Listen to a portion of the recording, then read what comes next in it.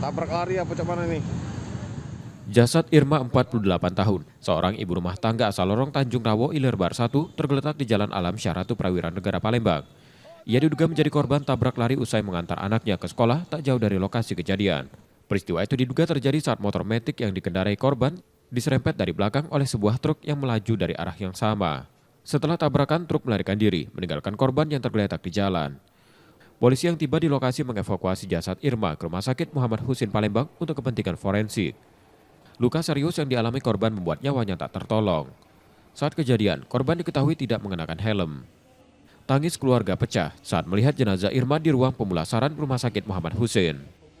Antara sepeda motor yang datang dari arah Maluku mengarah ke sisi 2 tertabrak oleh mobil kemungkinan jenis truk yang datang dari arah sana.